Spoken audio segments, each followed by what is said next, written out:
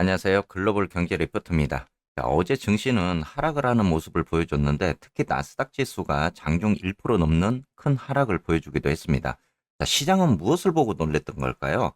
자, 어제 여러분들에게 무디스가 6개 은행 신용등급 강등을 검토한다는 이야기를 드리면서 은행주 하락을 조심하라고 이야기를 드렸습니다. 특히 중소형주 은행인 그리고 세배 레버리지인 DPST에 대한 하락적인 부분도 이야기를 드렸는데 자, 과연 이러한 신용 강등 때문에 증시가 하락을 했을까요? 하락 원인에 대해서도 이야기를 드려보도록 하겠습니다. 자, 먼저 중국 투자 규제 관련 이야기를 드려야 될 것 같은데 중국 입장에서 가뜩이나 경제 상황이 좋지 않은데 미국이 계속적인 경제 압박이 들어오는 모습입니다. 바이든 미 대통령이 중국에 대한 투자를 제한할 것으로 보이는데요. 뉴욕타임즈에 따르면 바이든 행정부가 오늘입니다. 오늘 민감한 첨단 기술과 관련한 미국이 중국 투자에 대해서 새로운 제안을 발표할 것으로 보입니다. 자, 뉴욕타임즈가 어제 이 규정이 미국 벤처 캐피탈과 사모펀드 회사가 양자 컴퓨팅 그리고 인공지능, 첨단 반도체를 포함한 중국의 특정 첨단 기술 산업에 투자를 하는 것을 금지할 것으로 보도를 했는데요.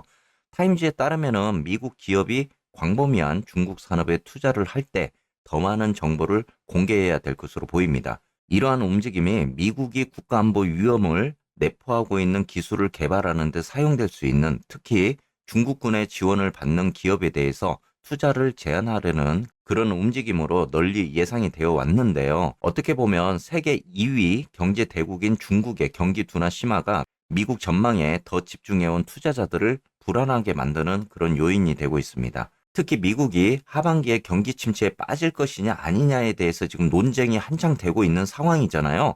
자, 그런 상황 속에서 지금 중국이 3년 동안의 이 코비드 정책 이후에 경제 재개 회복이 굉장히 어려운 그런 상황을 맞고 있는데 어제 중국의 경제 데이터를 보면요. 중국의 7월 수출과 수입이 각각 두 자릿수 감소를 기록하면서 세계 경제의 약세를 강조하는 그런 모습도 보였습니다.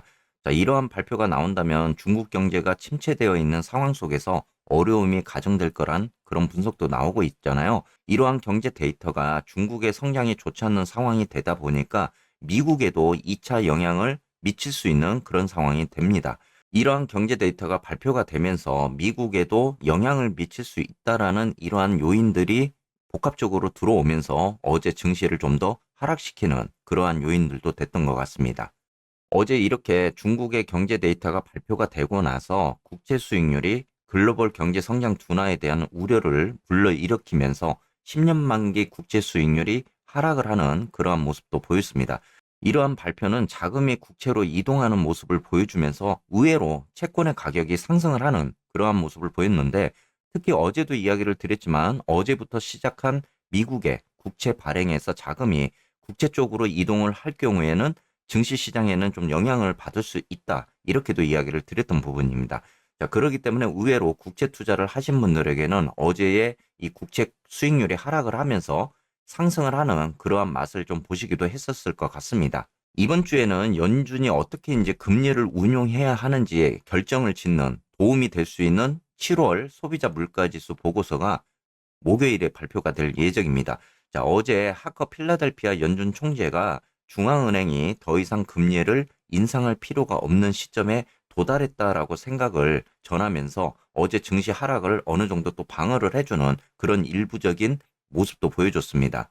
헤드워치에 따르면은 시장은 연준이 9월 기준금리를 5.25%에서 5.5%로 동결할 확률을 지금 현재 86.5%로 보고 있습니다. 그러다 보니까 11월 차기 연준 회의에서 25bp 금리가 5.5%에서 5.75% 범위로 인상될 가능성은 현재로서는 27.7% 정도로 지금 보고 있는데요. 연준이 내년 3월이나 5월까지 기준금리 목표를 약 5% 이내로 낮출 것으로 현재로서는 예상을 하고 있는 부분입니다. 이렇게 중국에 좋지 않는 경제 데이터가 발표가 되다 보니까요. 아무래도 중국 쪽에 투자를 하시는 분들, 그리고 중국 주가에 대한 흐름을 여러분들이 꼼꼼하게 다시 한번 체크를 해보셔야 될 부분이기도 할 것 같습니다. 아무래도 미국의 경제 이벤트는 내일 소비자 물가지수, 그리고 금요일에 발표되는 생산자 물가지수 PPI가 무엇보다도 다시 한번 중요해질 수 있는 부분이 될 것 같습니다. 자, 오늘도 시장 대응 잘 하시고요. 또 좋은 하루 되시기를 바라겠습니다.